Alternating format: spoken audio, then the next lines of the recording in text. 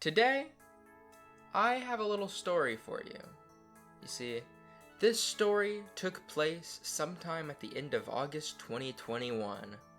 I was bored one night at like 2 a.m., as I most usually am, and decided to pick up my Nintendo Switch to see if there was any games that I might have wanted to play, as you do. I looked and I looked, until I saw Pokemon Shield just sitting there, menacingly. Now, you might have noticed this is a Pokemon Sword video, and we'll get to that. So I see Pokemon Shield and I think, wow, that was a funny game. Then I thought about playing the game again in Nuzlocke form, but 3 things negatively affected this idea. 1. The copy of Shield I used to play it belongs to my brother, and I didn't feel like looking for the game or asking him where it was. 2. I don't know how to reset a save file for Pokemon Sword and Shield, and I don't care to learn how. 3. If you're new to the channel/stream, you'll know that I don't have the best track record for Nuzlocks, losing not 1, but 2 Pokemon Emerald randomized Nuzlocks within a very short time frame. But that was a randomized Nuzlocke, so a normal Nuzlocke should be easy, right? Free. Not even a challenge for a veteran gamer such as myself. Then I realized that my other brother owned a copy of Pokemon Sword, and I already knew where it was. So, the Nuzlocke was afoot, and it was time to start my new adventure in the Galar region, or at least I'm pretty sure it's the Galar region. But before we pick up our starter, let's go over the rules first. If a Pokemon faints, it has to give up its torch and spot at winning the Nuzlocke. 1 Pokemon per route. The run ends whenever I run out of Pokemon instead of if I lose a battle, because I thought it would be cool to potentially make a comeback with a fresh team instead of losing then and there. This next rule is where I went a little bit wrong. I decided to completely ban any wild area activities.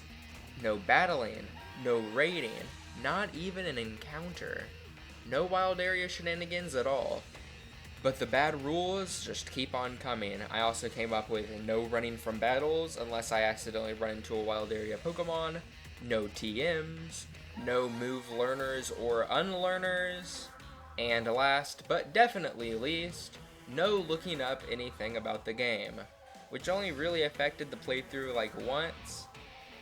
So, we've got our rule set, our very scuffed rule set, and it's time to pick up our torches and head back to Pokemon Camp. Or the first town, whatever you want to call it. The first thing you do in any Pokemon game, of course, is to pick your starter Pokemon, which I left up to the whims of a random number generator.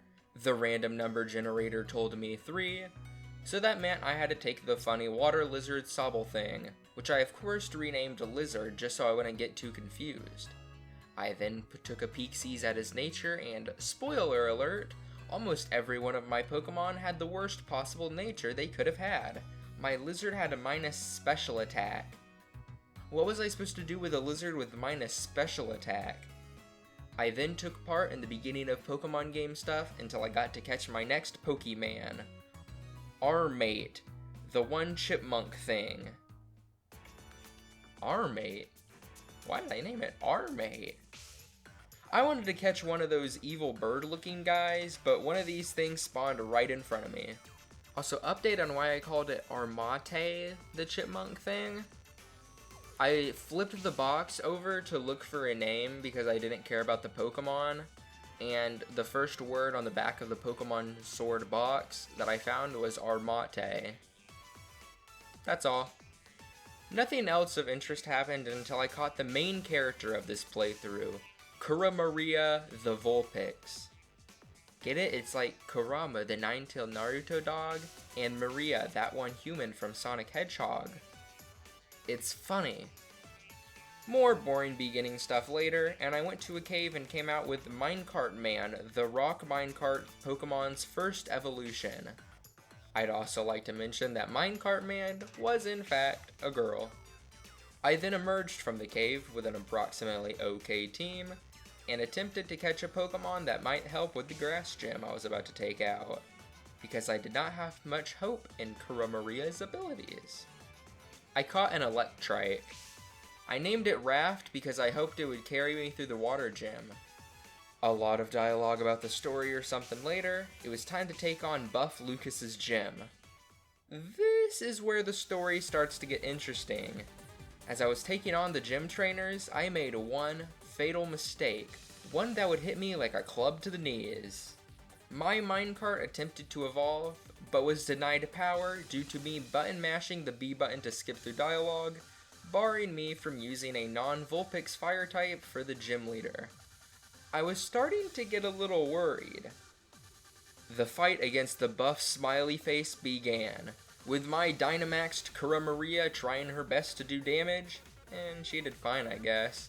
It took the entire Dynamax to take out 2 grass types as a fire type, but let's not think about that for now. He sends out Eldegoss, and Dynamax it on frame 1, dealing high damage to poor Kura Maria. It didn't completely dunk on her, but it did enough that I wanted to immediately swap it out for Armate. I sent out Armate because I thought he had enough defense to tank at least one Eldegoss hit. Armate was the first one to faint. Off to a great start. I send out Raft. He faints. I start to worry. Big time. I then send out my Lizard. I know. He's a water type.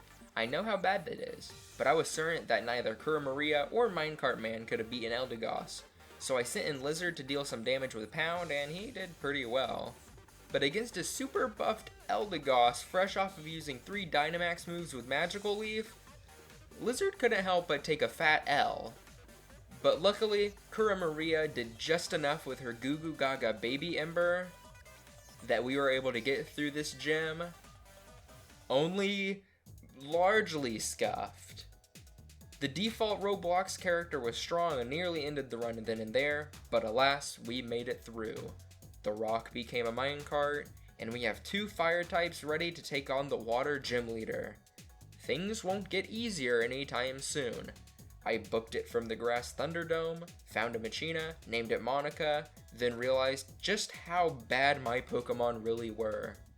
I mentioned earlier that all my Pokemon's natures were just awful, and seeing how much better a Minccino was than the rest of my Pokemon I had used at that point, just because the Minccino had a usable nature, was a tad worrying. Worrying? How the heck do you say that word? Dang. Anyways, like it wasn't even a competition. Minccino came to save this run. I also caught the funny torpedo fish. I named him Hero. Side note, a few of my Pokemon's names are really obscure jokes or references to something, so if you're able to figure some of them out, please let me know, because I have no idea what Hero the torpedo fish is even supposed to mean. I know it's that one torpedo fish Pokemon, but I have no idea where Hero came from. Before we get to the water gym, I think it's time to talk about the biggest missed opportunity ever. While in the wild area, I saw a Snover, but at this point I had already sworn off of using any wild area adjacent activities, so I did not catch the Snover. A huge mistake, to be sure. I also forgot that whole Eldegoss just spawned at the route outside the water gym. I had already caught Minccino. No shade to Minccino, but an Eldegoss would have hard carried the whole team during the water gym. Blunders aside, I was able to beat the gym trainers with relative ease with aid from Monica and the power of Stab Boosted Swift. I start the fight against Nessa, and just like every other battle, Monica used Swift after Swift, until Nessa threw out her silly turtle. Monica was able to tank 2 Dynamax moves, and I was feeling good about the battle. Then Nessa decided to use a stab move of her own with a Dynamax Geyser, and down went Monica, the hero of the playthrough. To the O. Things weren't looking too great, but the turtle was out of Dynamax, and it was close to being at half health. This might be possible. I sent out Hero, and then promptly got sent back Hero. I am now left with 2 fire types. I send out Minecart Man. I mean, she may have the speed necessary to take out the Reptile Ravager, But ancient power buffs weren't enough, and the scaly savant downed my cart in record time. I'm down to my last Pokemon. It's been a while since she had the spotlight. She got us out of one gym. Could she get us out of another? She's been sitting on the bench, awaiting her return to the spotlight. I send out Kura Maria and one last attempt at defeating my foe. Kura Maria wasn't even able to get out one attack. And so ended my Pokemon Sword Nuzlocke. Now, could I have simply played better? Maybe? If I had simply evolved my minecart before the grass gym, the run probably would have gone 10 times better. My delightfully devious rule set didn't let me off either. Combine those two things with my natures on my Mons, and it's not surprising to see why I got dunked on so hard. So that's the tale of Sam and the 7 gym leaders he didn't beat. But just because I lost once, well, I guess 3 times now, doesn't mean I won't lose again. Wait, no, that would imply that I plan on losing again. No. One day, I shall conquer a Nuzlocke and prove that I am a Pokemon master, for it is my destiny.